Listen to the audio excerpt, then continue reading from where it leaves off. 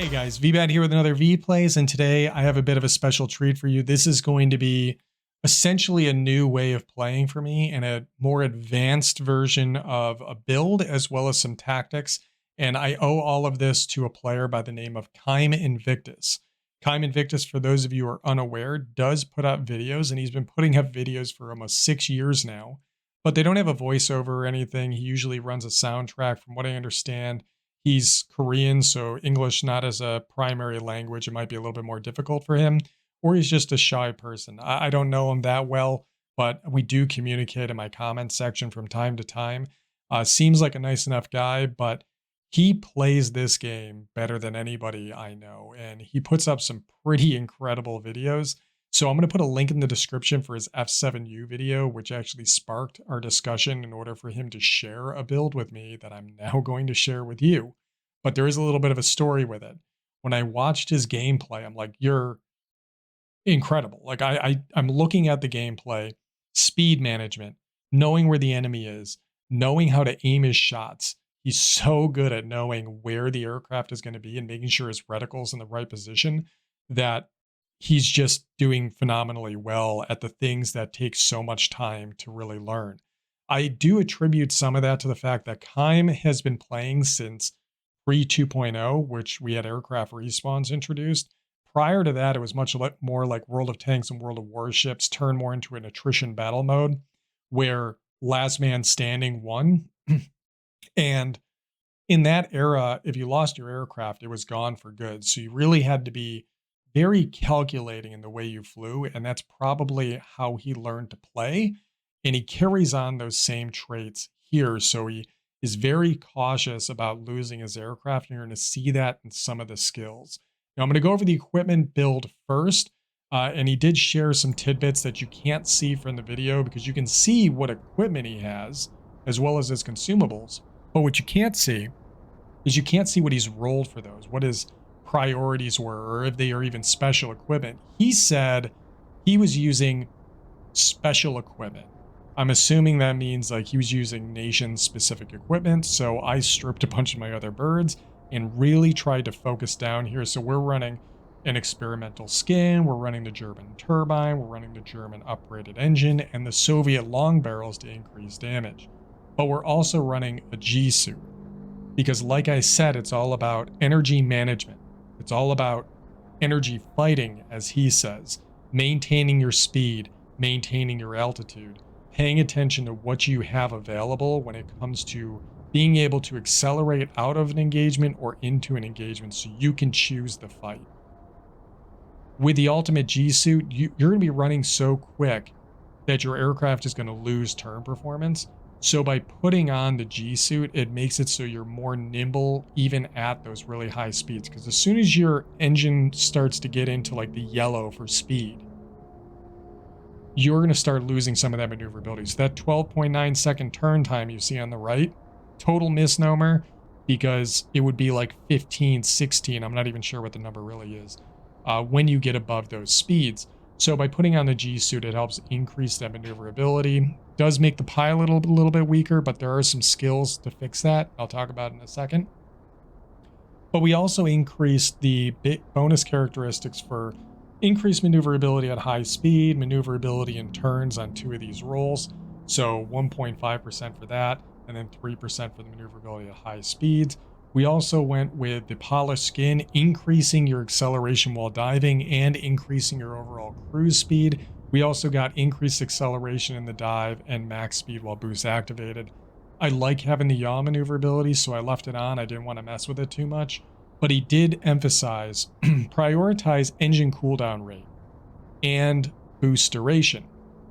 Well, we've got 20% right here on our gas turbine. So we increased the acceleration, we increased the maximum speed with the boost active, but we also increased our boost pool by 20%, which negates the negative 11.3% that we saw from equipping the gas turbine, because every one of these pieces of equipment has some type of negative attribute, and we've essentially mitigated it here. Now, when it comes to the uprated engine, we increased the acceleration without boost, which helps us maintain velocity, as well as increasing the cruise speed. we can start on fire easier. It happens. But we got the boost availability and then another 8% engine cooldown. So we're even better there again. So this thing gets a ton of regen. The boost is always coming back up. And then he said either long barrels or gas operated action. I have bad luck with gas operated action. I don't know if it's the server's side where it's not registering the damage. I'm getting the sparkles, I'm hearing the hits, but I'm not seeing the numbers calculate. So I went with long barrels and opted for increased damage as well as accuracy. So we get an extra 10% damage increase from the guns as a result of running the Soviet guns on this, so the Soviet long barrels. We do lose some of the burst length, so we got to be careful with our pulsing of our fire, but it also increases our range. So when we look at the overall gun armament capacity or capability, we're at nearly 800 damage a second with optimal distances out to 3,000 feet, or what, like 1,500 give or take meters of range. Sorry, about 1,000 meters. That's conversion, about 3 feet per meter, I think. But guys, really good range on these guns. They were already pretty decent. They're the same guns you get on the XF90 minus 2 of them.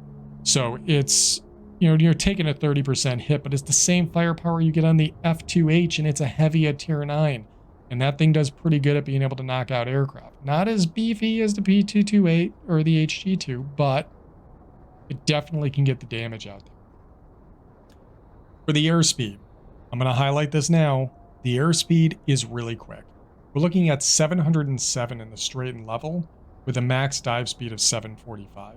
Now that's max for everybody. That is the max you can do. We'll pull up my XF90. Granted, this is a maneuverability build, but this thing's airspeed, you're looking at 703 in the straight and level, 745 dive.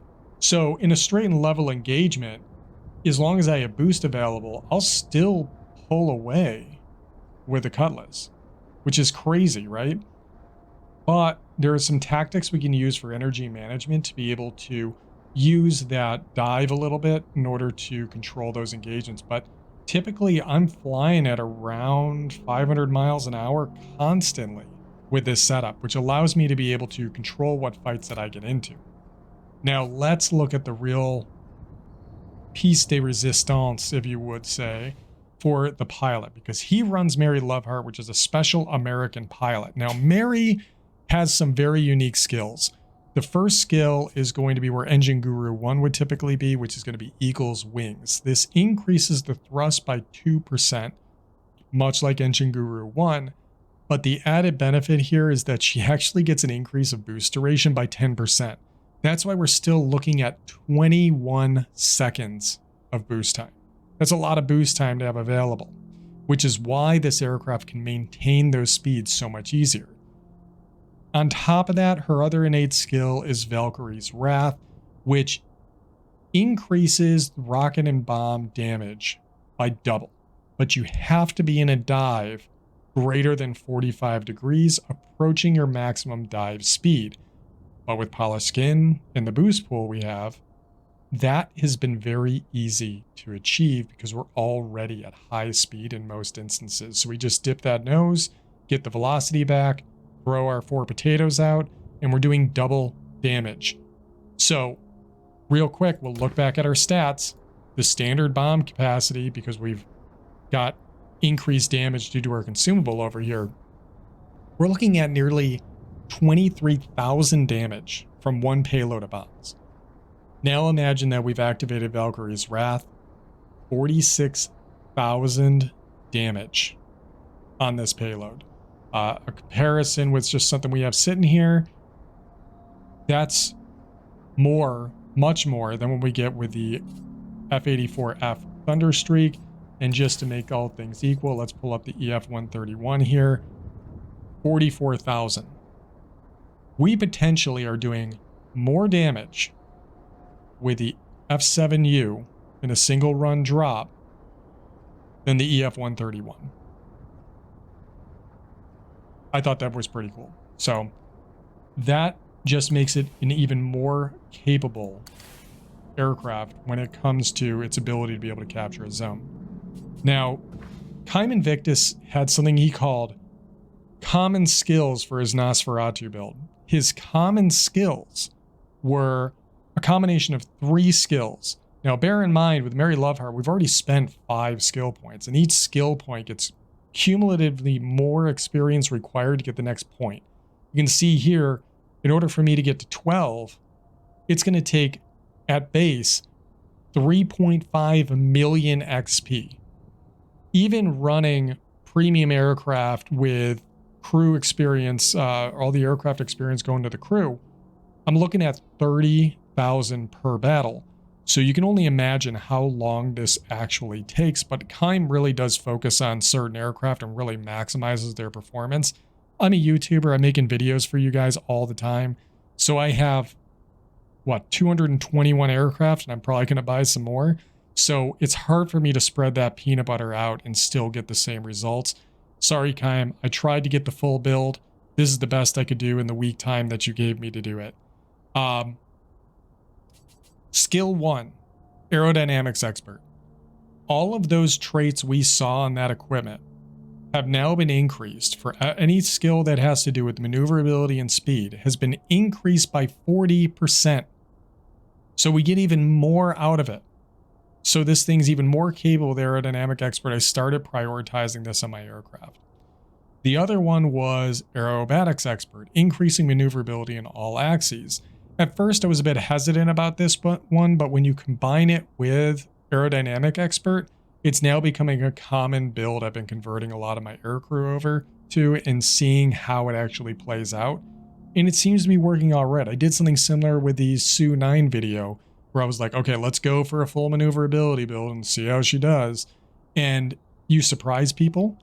The aircraft does some things that you typically wouldn't expect. Being able to get that increased yaw maneuverability so you can slice out of the turns, it's just that little bit extra that makes it feel that much more refined. And combining it with Aerodynamics Expert makes it even more potent. Now, there is a third skill, and I haven't been able to get it because I need another skill point, and I just don't have enough time. But resilience. I talked about the aircraft pilot being more susceptible to damage, and I said there was a way to mitigate that. I always thought of resilience as like an oh poop button. It was like, oh no, I took a bunch of damage, this can get me out of trouble. Kaim comes from an era of you lose your aircraft, you're done. So I can understand why I picked this skill, but as I'm reading it, I'm like, you know what, it's still very relevant for even today's 2.0 battles. Repairs all critical damage. How many times have you gone in with a multi-role, done an attack run, somebody gets a lucky shot and takes out your engine?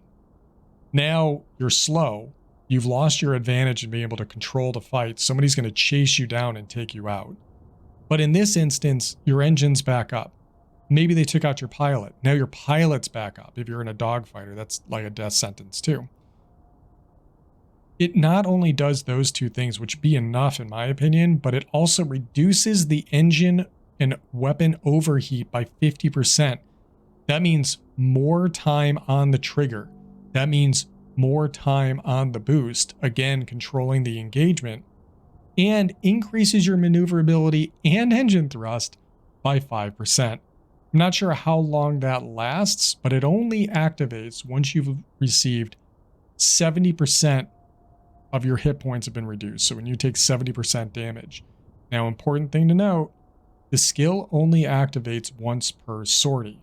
So that means that once this activates, it will not come back or be available until my aircraft gets shot down and I respawn. But the goal is not to have that happen again. This is your get out of jail free card, potentially. And I've used it on other aircraft. I use it on bombers to really screw with people because they take out all my gunners and they think they got me, and then all my gunners come back alive and toast them. But I've never thought about using it like this on like a multi-role or a typical fighter. But it does have a lot of utility. And it's something I kind of toyed with, but I've never really practiced with. And now knowing that that's what Kaim's using, I'm trying that out and seeing how it works. Unfortunately, it's going to take a hot minute with this aircraft because instead of it just taking, 7 skill points, I've got to I automatically have these 5 points already selected. I got 2 of them, and I just threw them into Marksman 1 just for the time being. But once I get that 3rd point, I'm going to retrain, put all these skills back on, but I'm going to trade for my resilience. And then I'll have the common build that Kaim is running. He then said, after you get those skills, we would still have, 4 points available. And he said, Marksman 1, and then Engine Guru 2. Now that would put us at 17 skill points. So it's not going to happen, right? But at that point, I think what I would end up doing, I would opt for Engine Guru 2, and then I would throw on firefighting. And I think, actually, no, I take it back. I would just go, I wouldn't have that many points. Once I got 2 more points after getting resilience, I would go back and get marksman. And then again, once I finally get to 15 skill points, which who knows if that'll ever happen, then I would retrain and swap out Marksman 1 for Engine Guru 2, which I believe is what Kaim's running. I think Kaim's full build is Eagle Wings, Valkyrie's Wrath, Aerodynamic, Aerobatics, Resilience, and Engine Guru 2. So that's even more engine thrust and top speed coming out of this aircraft, which means that you can't break the 745 barrier. That's the best you're ever going to do. That's like the wall. We've tested it, and you just can't break that speed. That's as fast as this plane can possibly go. But you can increase the boost speed, and you can increase the cruise speed. You can increase the climb performance, and once you've done that, then the aircraft probably will, instead of being around 400 to 500 miles an hour cruising all the time with just careful management of your boost, now you're probably going to be able to get probably 10 or 20 miles an hour more out of it, making you even more capable on the battlefield. So now we talked about the skills and the equipment. Let's talk about some of the tactics he discussed, because he only gave me a couple of lines here. He said, energy fighter. Use it like an energy fighter. And in order to do that, I've talked about this in videos before, but in the fighter world, altitude equals potential energy, because you can always dip the nose and get what they call God's G to pull the aircraft back down and give you more acceleration. It's key to any advanced fighter pilot nomenclature. Now, he said, you know, maintain good speed, maintain altitude, but and so we're kind of into the yellow a little bit a lot of the time, like just on the verge of the yellow for altitude. But in the event that you need to get speed back, you said dip the nose 20 degrees. So that's kind of the magic number. So about 20 degrees. So you can get your speed back. But if you ever find yourself going too fast, pitch the nose up instead of hitting the brakes. Because if you pitch the nose up, now you're building up your energy piggy bank again. So that way you can cash it back in later. So even when I come in and go after a ground attacker, instead of sitting behind him in his tail gunner, taking damage and hitting the brakes, we're going to come in from the side. We're going to come in at the same speed we normally would. But then I'm going too fast, so I'm actually going to pull up perpendicular to his path and then slide back in behind him and get another gun run in while maintaining speed. And if I overshoot him, I overshoot him, but I'm not making myself a sitting duck for the enemy. Because like I've said before, the most dangerous position you can be in is one where you're engaging another aircraft and the enemy gets to jump on you. There's no better target than somebody who's otherwise engaged. So I think that he's right. And I've tried this because I've had to run all my premium aircraft just to try and get the ×3 off to build up this crew and get the few extra points I have gotten. It took me all weekend just to get 2 skill points on a ×3 weekend, running boosters and paying gold for premium time just to do that. Don't advise doing that. I mean, unless you're making YouTube videos and you're really trying to grind at it. But the point is, I've had really good battles. I haven't gotten a Gabareski in a long time because I haven't really focused on it, but Kaim kind of focuses ADA a lot. And the reason he focuses the ADA sites is you have more targets and you're most likely going to kill him in a single pass. So what, over the course of like 2 or 3 reloads, he's already gotten all the ground targets he needs. Now we can just focus on air targets. And I got a Gabreski in my J21RB, which is trained for an American crew, so I can run Mary in her and get her training out. I've gotten really close in the P-82 Bravo, and I've just been running all of my aircraft using that energy fighter tactic all the way down the line. And it's been working really well for me. And all these other aircraft, even aircraft that aren't really even built for speed. My J21 is more of a maneuverability build, and it's still doing really well because these skills are so universal. With the exception of Valkyrie's Wrath, every skill on this pilot is going to be additive to any fighter, heavy fighter, multi-role. So it works out really well.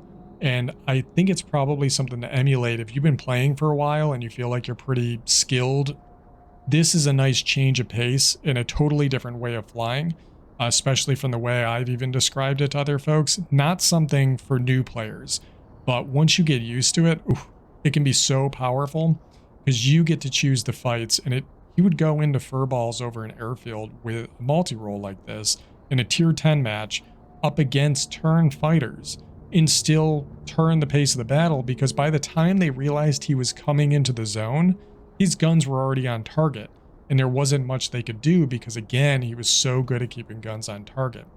Something he didn't talk about but I noticed is he always has his wings perpendicular to the path of the aircraft he's engaging's path of travel. That means that he's always turning with the enemy aircraft. So by the time he turns around, instead of turning around and getting to where the reticle is in front of the other aircraft and having to maneuver it up or down and kind of then figure out the lead, all he has to do is figure out the lead because he's already on their same plane of travel. And he uses his A and D keys to keep the wings rolled so that way they're always perpendicular to the threat so we can get the guns on target. So just some really skilled play. Again, check the link in the description. Check out some of those videos.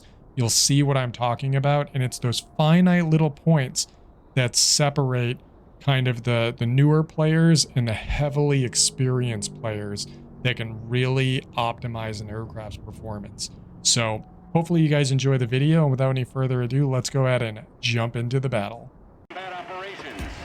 All right, so first attempt here, let's take her out and see how we do. We do have Slav R, which is actually a clanmate over on the other side. There's Slava R. I'm not sure how you say his name. But we're gonna go ahead and jump in here. It looks like we got a mine and command center combo here. I don't think there's any other humans besides him. But we're going to try and use this speed to our advantage, and we're going to do the typical thing. We're going to F2 the mine. We're going to try and get our command center as well. There we go. And like I said, we want to keep that speed up. So like I said, we can keep this thing up around 500, 400 to 500, right on that verge to 500 pretty easily. But we're just tapping that boost, getting up to altitude so we can build up that energy piggy bank like we discussed before, and miss all of our shots. Good job, V. So we're going to go ahead and activate Valkyrie's Wrath. 2 here. We'll drop 1 right here and another 1 right here. And as you can see, pretty decent damage, although we did miss our first target here. We do have the human went straight for us here. We're going to go ahead and burn away. I'm going to hit F7. We're going to see what we can do to get away from this guy. We did burn a bit of our altitude on that first attack, and we are pulling away from him pretty effectively. He is engaging our ally. We'll see what we can do here, building up our altitude. We want to keep that speed high, like I mentioned before. Get into the gun sight, see if we can catch him by surprise. Couple of good hits, keeping that nose down just a little bit, and then pulling away. Well, we do not have our skill. That's what's going to get us here. We do have a heavy diving on our position. We're going to go ahead and deviate from his path. Let him go ahead and burn past us.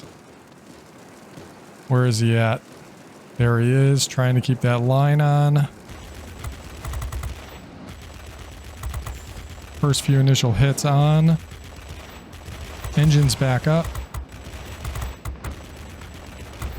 Back in the gun sight. And I really shouldn't be chasing this guy, but I'm hungry for the kill. We did get the zone as a result of that. Dipping the nose, going after the attacker now. Building up some of our speed, getting a little bit closer. We got that guy to break off of our friendly. They don't have their command center yet either. There's Slavar. Couple of good hits in. I think he knows we're here. I want to pull him into the vertical because I want to get him off axis here. Now I'm going to dip the nose and start pulling away from him. Diving away. We're getting the distance I want.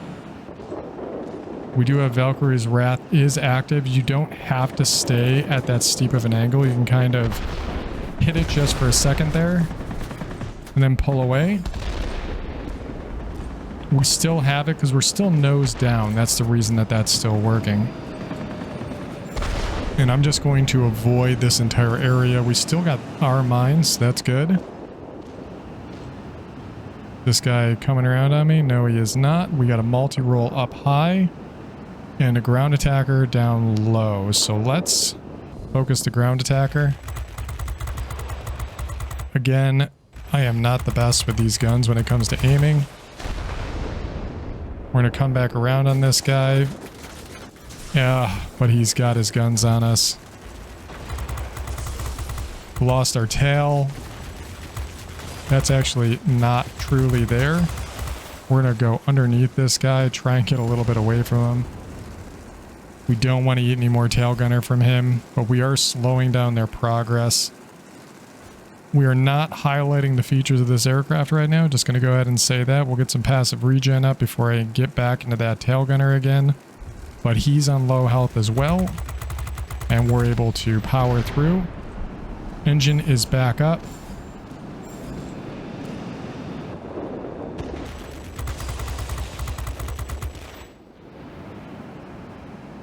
I think we can get this guy on this pass.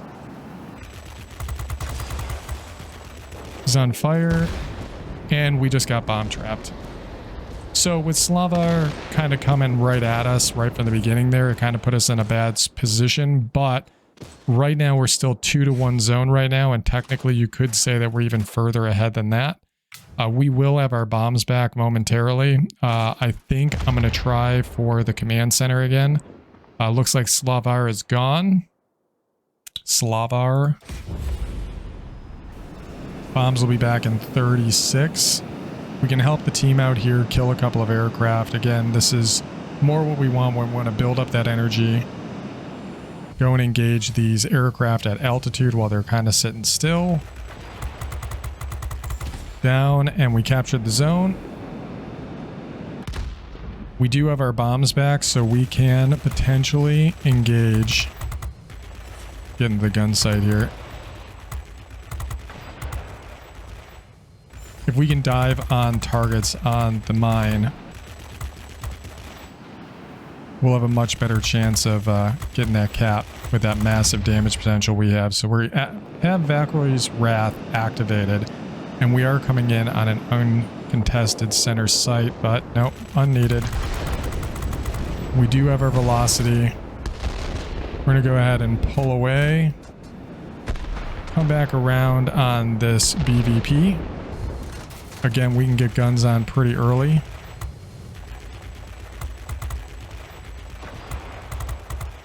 And got him. He got home by bots. Yeah, you did. All right, let's get some of that altitude back. Want to build up that energy piggy bank that we just talked about. That we keep talking about. And you can see we definitely have the ability to get around the battlefield. Questionable that Slavar went after us in such an aggressive fashion, but you can see we're able to get on this attacker pretty quick. His engine's out, so we know we have the advantage here. They do have bombers inbound. Oh, I thought I had him there. Shoot, I should have kept guns on. And is that him diving on me? It is. We're still pulling away. Again, heavily target focused. and it's not paying dividends for him.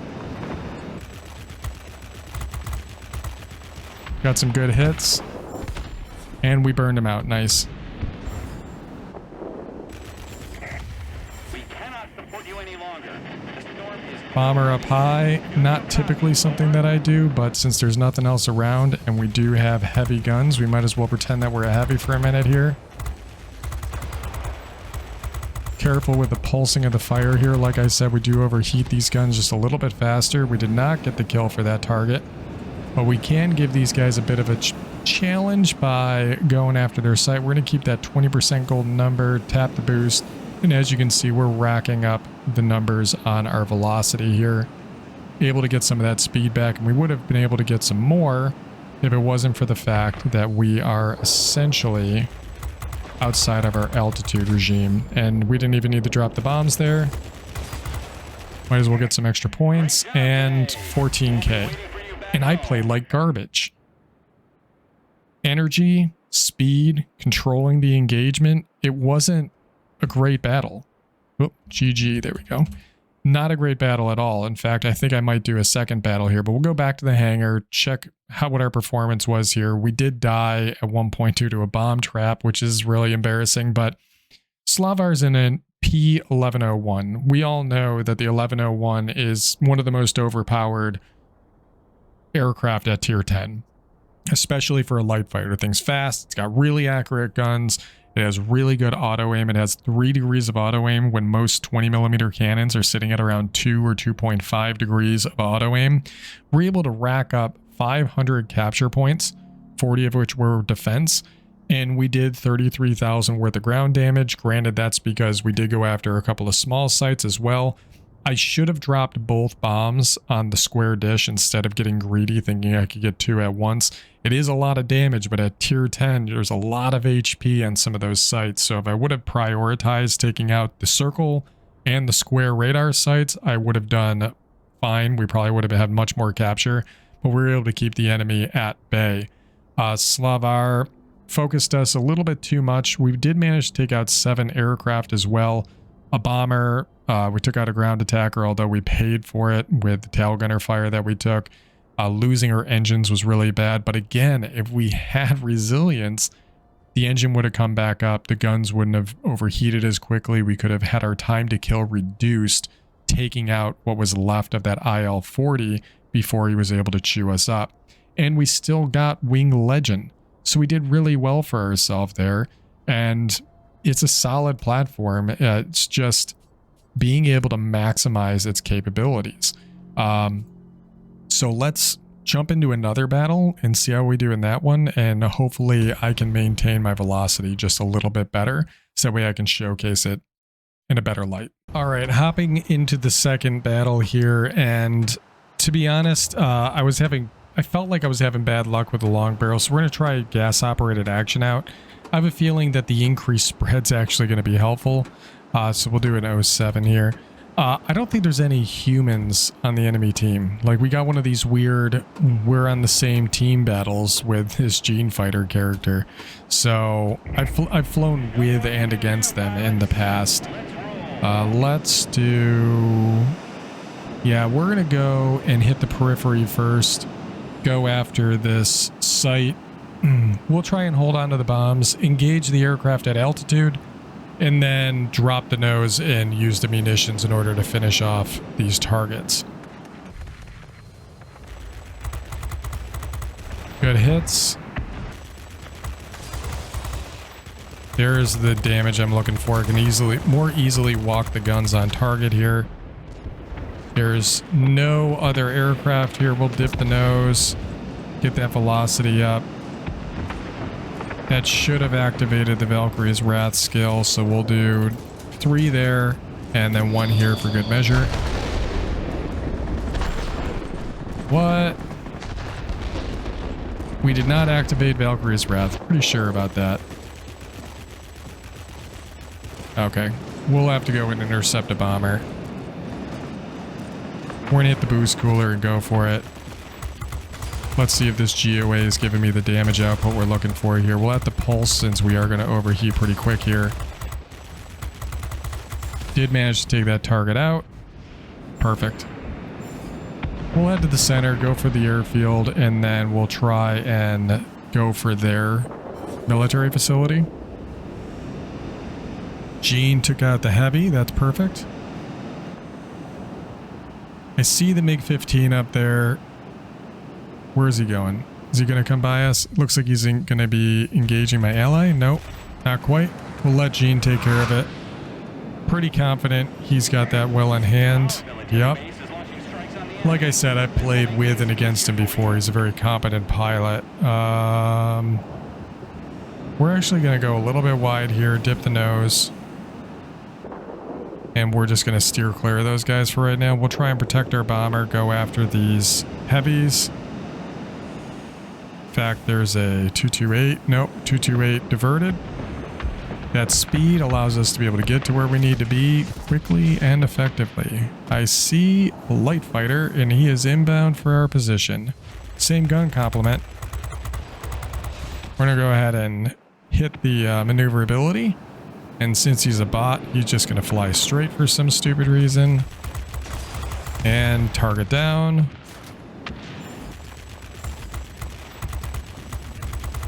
We need to get on this guy.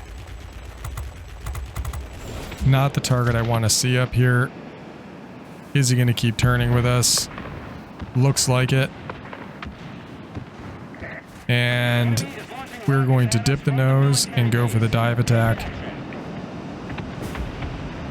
He is on R6. We'll do one here and then 1, 2, 3. Yeah, we should have went for 4. There's only a tent left over there. Yep, we got it. Also looks like we got some help over here. Can we catch this guy by surprise? We'll hit the boost cooler so we're not completely at a deficit.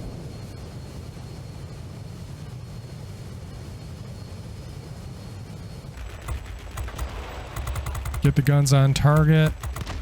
Channel my inner Kaim. And we'll go after something else. F7U is going after the bomber, but he may divert when he sees that I'm on a 6. We have not built up the speed we need, and we'll pepper away at him from here. He lost his engine, so his advantage is gone. And that was in the zone. I'll take that. There's a heavy. Moving away. Prime target. We are keeping our head on a swivel here. See the 228. He's not looking at me. We're going to rudder over to get that nose back down. Hopefully get a better angle on this guy. And moot point. We have complete control of the skies. Again, I kind of hope that they pick up a zone because it's not really helping our stats right now. We'll dip the nose 20 degrees, get some of that speed back. As you can see, we're climbing in velocity. We'll look for a target over here. And we just hit that boost a little bit, and we're already up to close to 500 miles an hour. Both of these guys are injured. That's my favorite type of target.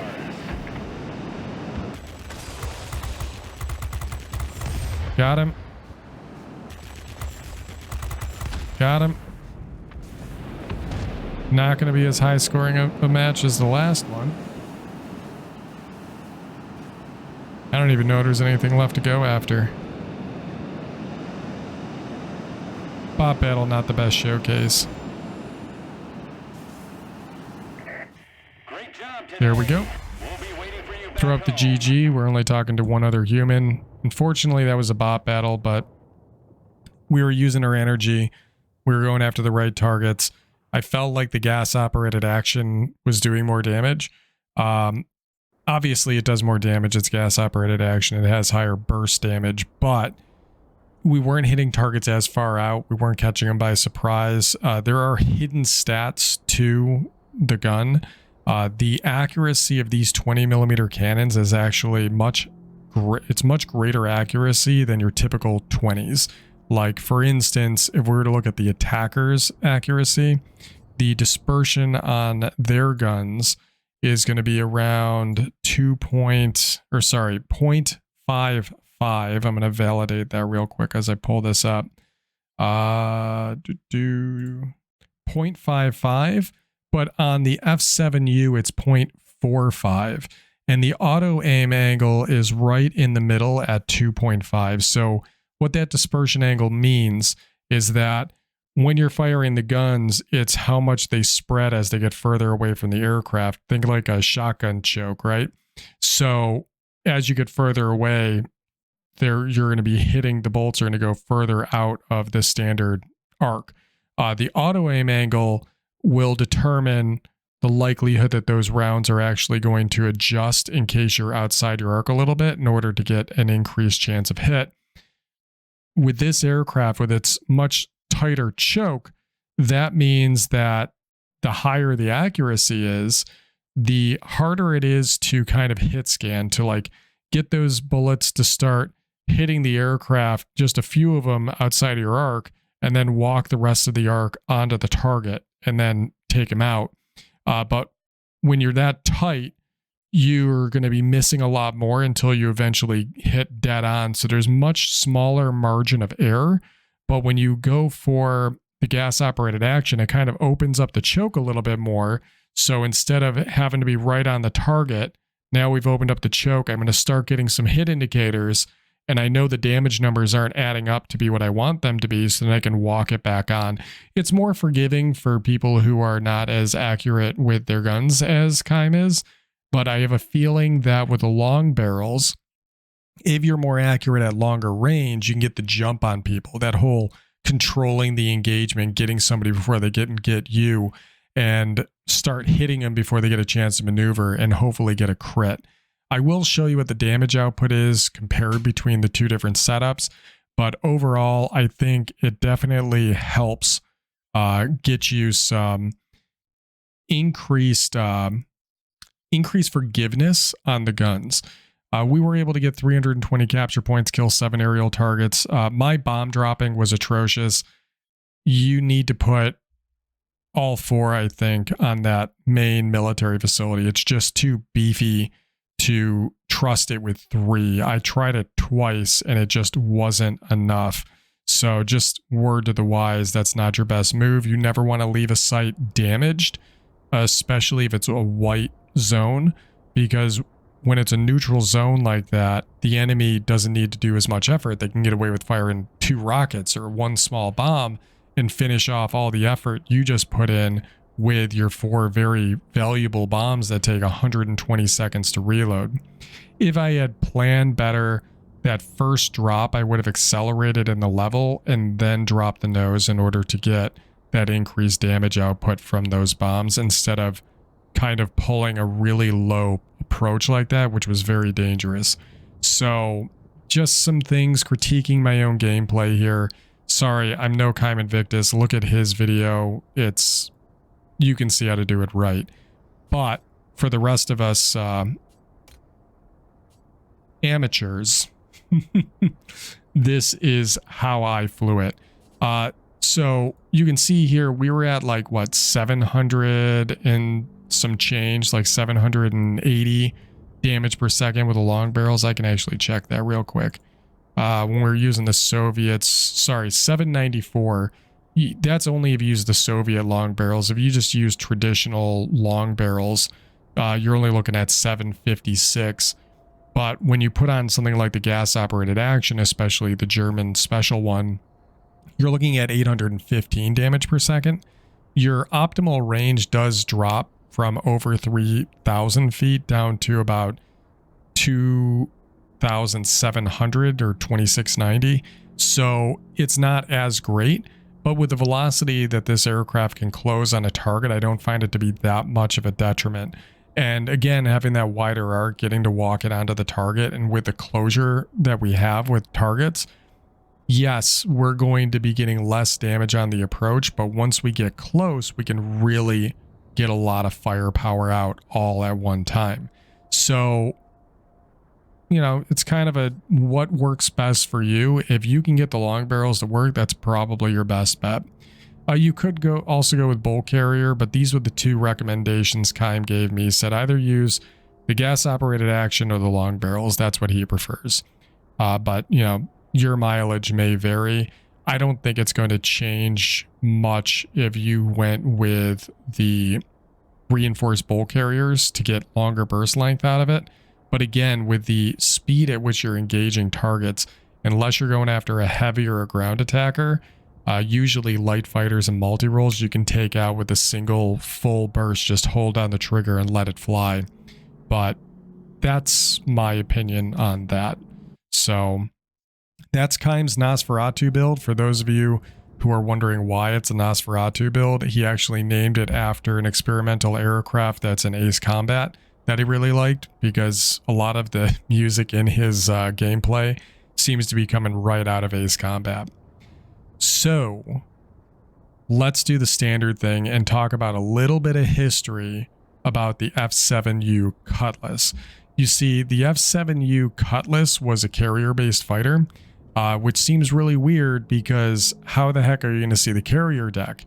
And this was nearly a 14-foot climb to get to the cockpit. Really awkward positioning and not easy to do, especially if you're on a carrier deck that might be pitching around a little bit.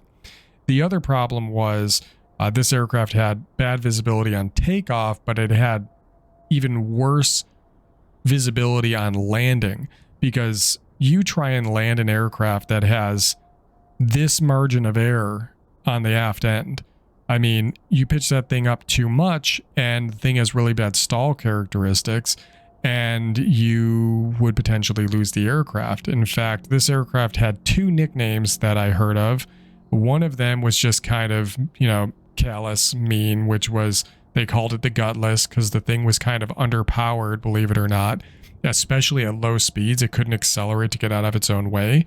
So unlike modern jets where when they land and hit the trap, they actually go to full throttle in case they miss the cable, this aircraft was a one-pass opportunity in most cases, because once you got down to the speed where you could catch the cable, even if you were to go to full throttle, you'd be lucky to be able to make it off the other end of the aircraft carrier to recover. So it had that nickname, but then the more dark nickname was they called this thing the Ensign Killer because of the bad stall characteristics, the poor visibility of the flight deck, and the already innate dangerous and difficult nature of landing on a carrier. This thing chewed up junior pilots. They had a bunch of crashes. They lost a lot of pilots as a result of this. In fact, it was 21 deaths as a result of this aircraft, and they only built 320. So just to give you an idea of kind of the dark past of this aircraft.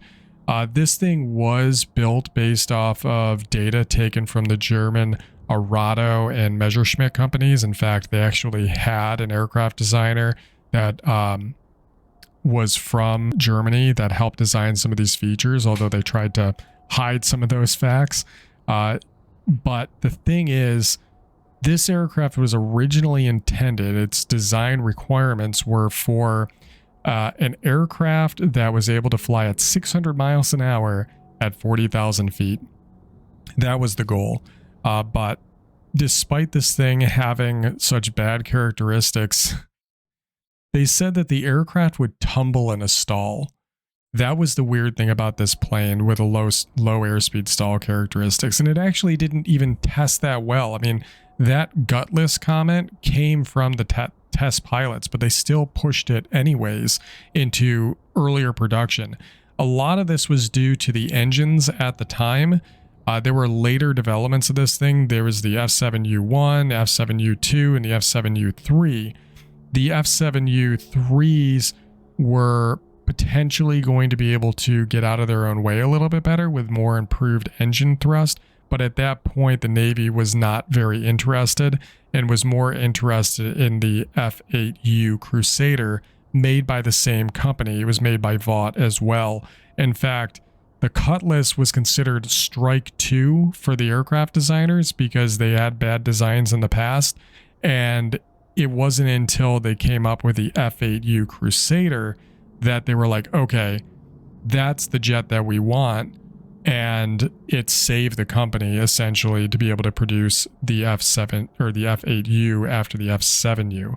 It is weird to me that they decided to put this in game with the characteristics it has, because we know that this thing had bad acceleration and had such a jaded past, but in game we were just flying pretty steadily at like 480, nearly 500 miles an hour in the straight and level, and in some cases even the climb, and it had really good speed characteristics. So where's the disconnect? And maybe it's just because we're not landing on an aircraft carrier that we're not going that slow to notice that poor acceleration, but it's an interesting choice to put this one in the game, just because of the dark history behind it.